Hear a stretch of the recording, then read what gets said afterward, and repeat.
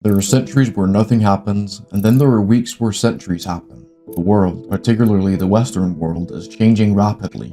People are more divided than ever, the Western world is splitting into the US and everyone else, and a growing portion of people are caught up in online echo chambers following political leaders and commentators who spread blatant lies disguised as news. But it's not the first time we've been here. Many have said history repeats itself. I'm of the belief it rhymes.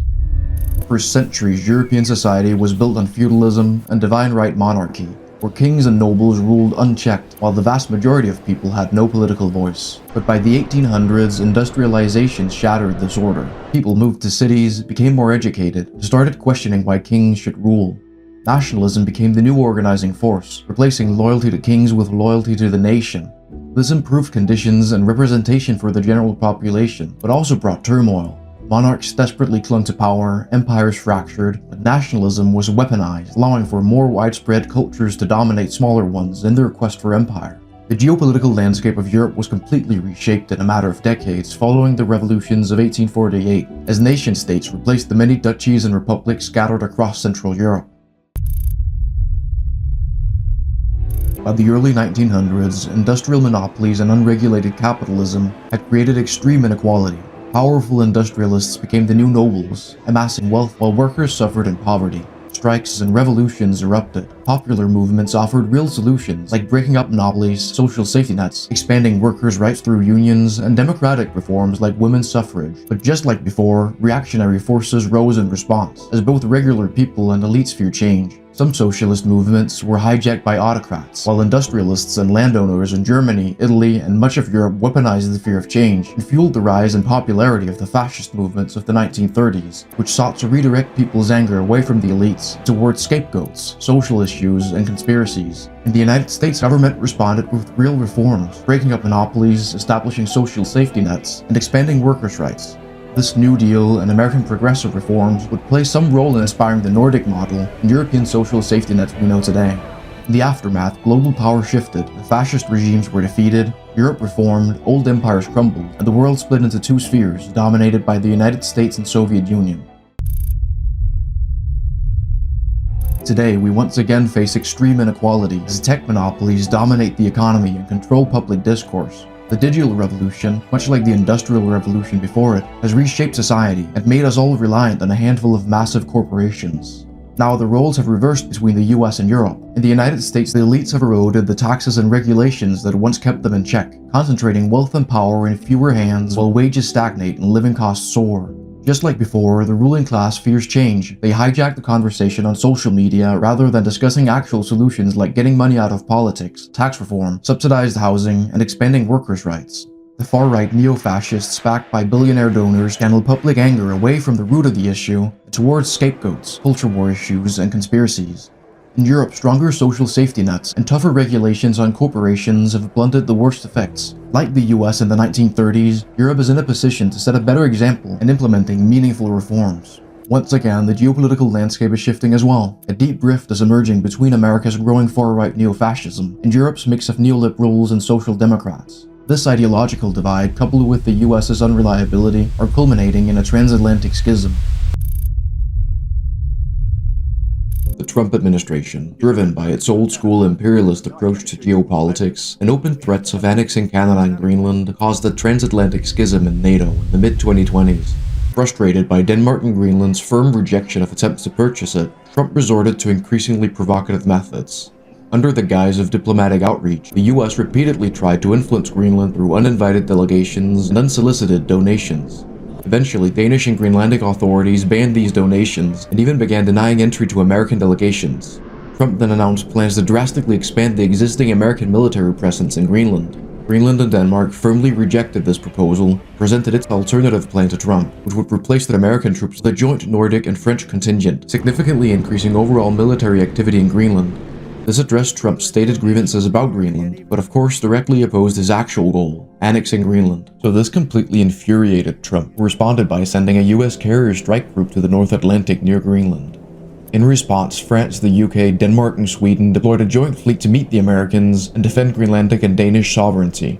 For several anxious weeks, the American and European fleets faced off near Greenland. Neither side budged. Europe refused to yield Greenland's sovereignty, and America hesitated, knowing any escalation meant World War III.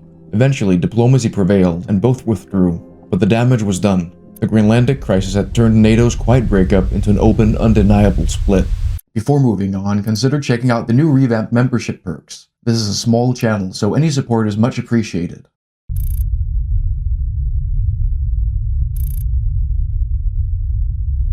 By this point, the Transatlantic Schism that began in 2025 will have become formalized. NATO has eroded into irrelevance, and the United States is no longer a European ally, only a partner whenever convenient. Instead, the US shifted its focus to East Asia. Here, American allies all had a complicated relationship with the Trump administration, but were ultimately not in a strong enough position to just abandon US partnership. The Trump administration played a big role in shaking up global power dynamics, but it ultimately only rushed already existing trends. More significantly was its impact on internal American politics. As soon as Trump took office, backed by Elon Musk and the oligarchs, they openly pushed the unitary executive theory, the idea that the president can overrule Congress's budgetary authority, even court rulings, closing whichever agencies they want.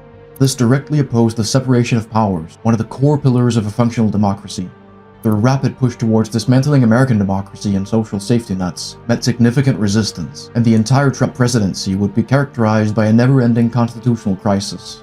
The courts ruled many of their actions illegal, public outrage grew, and despite voter suppression, the 2028 presidential election resulted in a landslide victory for the Democratic opposition, reinvigorated by the fight oligarchy movement and a rapid takeover of the party by the progressive wing.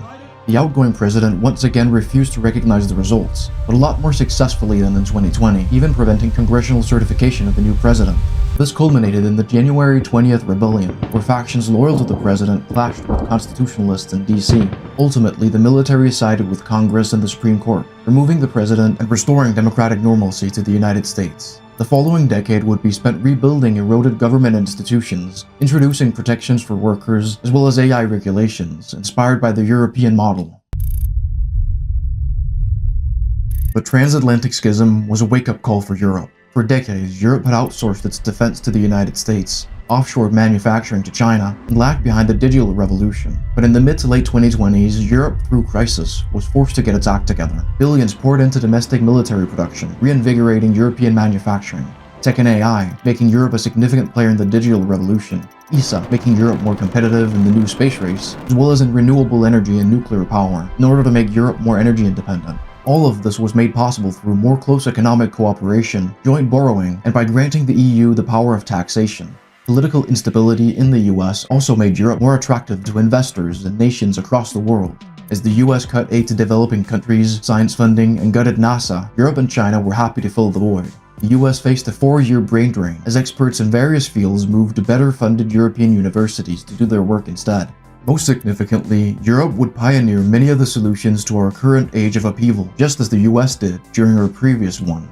The EU addressed inequality through wealth and capital gains taxes, broke up tech monopolies by requiring autonomous EU-based branches of companies like Google and Meta, and regulated social media platforms with the data and algorithm transparency laws. To prevent AI-related job loss, the EU ensured free access to AI assistants to the entire population. These AI assistants, now bordering on sentience and referred to as cognitions, would perform tasks alongside their human operators, with all work completed by your cognition legally credited to you. While the European Union never officially declared itself a single country, in practice it has become a federation, with an extensive orbit of EU associates and members of the European Defence Compact, as well as its more inclusive sphere of influence that extends across the world. Like the rise of the nation-state in the 1800s, Europe set a new precedent, creating a new source of identity beyond nationalism. Inspired by this, blocs similar to the early EU emerged worldwide. The late 2020s brought massive upheaval to Russia. The war in Ukraine was resolved through a compromise that really no one was happy with. A freezing of the conflict along the front line, similar to the Korean War, with European troops in central and western Ukraine away from the front line, acting as a tripwire, providing security guarantees, and training Ukrainian troops. This allowed for Ukraine to gradually integrate with the European Union and European Defence Compact. 4 years later, however, the passing of Lukashenko created a major political crisis in Belarus, where Putin tried to subdue the country in the face of pro-democracy revolts and broke the Ukrainian ceasefire in order to test European resolve and distract from Belarus. But only a year into the Belarusian crisis and resuming of fighting in Ukraine, the passing of Putin, simply from old age, created a much more dangerous power vacuum. Russia plunged into chaos as a power struggle erupted between the FSB, military generals, and the oligarchs. Regions in the Caucasus pushed for outright independence, while the government in Moscow faced several attempted coups. The Russian occupation of Belarus and frontline in Ukraine collapsed, as some generals decided to make a bid for power, and loyal troops were pulled back in order to deal with separatists and infighting. In what remained of Russia, a hardline military junta eventually won out, stabilizing the country, but at a great cost. The losses in the West and the lack of a central leader completely discredited the previous government under Putin, and left many Russians questioning the legitimacy of the regime, which largely continued his authoritarian rule.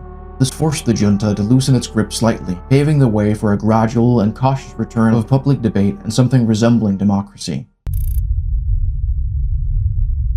Chinese history is different from Western history, and follows different trends. So while Europe and America went through their 21st century age of upheaval, China had a different kind of transition. Like its neighbors Japan and South Korea, China faced a drastic drop in birth rates, resulting in the population aging and shrinking. Similarly, China was also closed off to the idea of offsetting this through immigration, as Europe and the US did. So if it wanted to continue its rapid growth and challenge the US and Europe geopolitically, major reforms were needed. After Xi Jinping's departure, the Communist Party faced critical challenges. Not just a demographic downturn, also provincial corruption, a housing crisis, and a restless urban youth. Seeking a leader who could enact limited reforms without threatening one-party rule, key factions backed Hu Chunhua, a pragmatic consensus builder and moderate reformer. Throughout the 2030s, Hu Chunhua implemented solutions to mitigating the problems China was facing, a mild version of glasnost in order to deal with corruption, and a plethora of policies aimed at mitigating population contraction. Automation made it possible to do more with fewer people. Economic incentives increased birth rates slightly, and huge investments in anti-aging treatments allowed people to stay in the workforce for longer, as they remain younger and healthier in their old age. All of this allowed for continued growth, despite a shrinking population. China's demographic downturn could not be reversed, but it could be managed. Under Hu Chunhua's leadership, China has also expanded its sphere of influence significantly. The Belt and Road Initiative created a vast economic sphere of influence, while the Silk Road Security Pact, founded in 2038, has now established a proper Chinese-led bloc and defense framework. While not a superpower on par with China, Europe, and the US yet, India is a significant regional player that is becoming more and more relevant as time passes. India is what China was in the 2010s, the rising power everyone is keeping an eye on. But India's strategy for growth was different from China's. India faced major hurdles throughout the 2030s, chief among them rampant inequality and a powerful oligarch class. Efforts to chip away at these problems were largely successful, but progress remains ongoing. In the 2030s, Bangladesh started hitting an environmental tipping point. This challenged the very existence of the Bangladeshi state. Sri Lanka's prospects were similarly grim. For both states, these massive environmental issues proved too big to solve on their own, so India stepped in, taking in refugees and investing heavily into coastal defenses and other large-scale climate relief projects. This is gradually making Sri Lanka and Bangladesh de facto puppet states of India. Like China and India, Southeast Asia saw immense growth throughout the 21st century, but unlike China and India, the region was disunited and split between many nations, much like Europe prior to the European Union. The closest of these were Indonesia, Malaysia, and Singapore, given their shared cultural heritage and shared lake group languages, which are all closely related. This would form the core of the extremely diverse ASEAN bloc. By 2040, it isn't a federation by any stretch, but a power bloc made up of many sovereign nations built around a shared market and mutual defense pact. ASEAN is a relevant regional player, functioning as its own pole, but not quite a superpower yet. The final independent geopolitical pole in 2040 is Brazil and its extended sphere of influence in South America through Mercosur.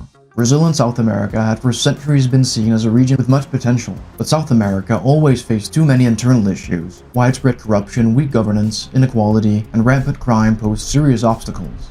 But through extensive reforms, Brazil eventually managed to stabilize itself. Today, South America under Brazilian leadership functions as its own regional pole, but far from a unified federation or a superpower. Africa in 2040 is what Asia was in the early 2000s. The region is not yet strong enough to have its own geopolitical poles, being heavily influenced by the superpowers of the world. But regional powers are emerging. The East African Federation stands out as Africa's most powerful political entity. The EAF's vast territory and collective resources allow for massive infrastructure and development projects, which kickstarted immense growth throughout the 2030s. It's still a developing region, but a few decades from now, it could very well emerge as Africa's first major power. The Middle East, much like Africa, is a region of intense competition between the great powers. It is largely developed by today, but its political divisions keep it from hosting any superpowers yet. The region, broadly speaking, can be divided into a European and Turkish-backed sphere, a Saudi Arabian sphere backed by the United States, and an Iranian sphere backed by China. The Gulf state regimes, where a tiny elite ruled over a majority of South Asian migrant workers with little to no rights, were inherently unstable. As oil profits declined, decades of oppression by royal families sparked revolts among the migrant workers, toppling their governments and paving the way for the democratic Gulf Union. Following years of war and conflict, and with Israeli West Bank settlements making a two-state solution impossible, the Israel-Palestine conflict was ultimately resolved through the establishment of the Levantine Republic, a solution backed by the EU and most Arab states. Inspired by post-apartheid South Africa, it granted equal rights to all citizens. Further west, meanwhile, the Maghreb countries had a less tumultuous journey to 2040. As Europe federalized and became a major world power, the Maghreb countries largely benefited. European energy independence meant huge investments in renewables and nuclear. For these technologies, uranium and various rare earth minerals are needed. The Maghreb countries could provide some of these. This has made Morocco and Algeria among the wealthiest countries in the Arab world by 2040. As we know from history, having more than one superpower means intense competition. During the First Cold War, this dynamic played out between the US and USSR, as they competed through proxy wars, propaganda, as well as a space race, arms races, and a broader technological race. The multipolar Second Cold War today has many similar dynamics, but is much more complex. It took shape as Europe split from the American sphere, combined with China's rise. Those are now the three dominant superpowers, but this is not just a three-way race. This intense competition means more conflict and proxy wars as the superpowers compete for access to new rapidly growing markets and rare earth minerals. But it also means more technological advancement, as the three powers are in a race to first achieve net energy gain from fusion, are in an AI race, as well as a space race. NASA, along with the rest of the American public sector, faced massive budget cuts in 2025. This meant Artemis 2 got delayed all the way till 2027, and Artemis 3 was delayed even further. Meanwhile, China seized the opportunity. Their heavy launch vehicle Long March 10 saw its maiden flight in 2026, and their Apollo-style lunar lander project would see a massive boost to funding. Artemis 2 would fly by the moon in 2027, but this would be overshadowed by China's cheap and simple Apollo-style landing on the moon in early 2030. This was of course due to an immense Chinese investment, but also due to NASA delays caused by budget falls, the difficult development of the more advanced SpaceX landing system, which took longer than expected. This would shock the world, mirroring the effect of Sputnik back in the day, as it was China, not the US, that would land men on the moon for the first time since the 1970s. Now the race was on, with the US and SpaceX being the first to develop a fully reusable launch vehicle, which made spaceflight significantly less expensive. They managed to win the race for a base on the moon in 2032. But by 2033, China's fully reusable launch vehicle was fully operational, and by 2035, Europe completed its fully reusable Ariane 7 through the Ariane Next project. By 2040, the United States, China, and the European Union each have lunar bases on the moon's south pole, each competing to be the first to become fully self-sufficient, as well as the first to manufacture rockets locally, opening the door to the rest of the solar system.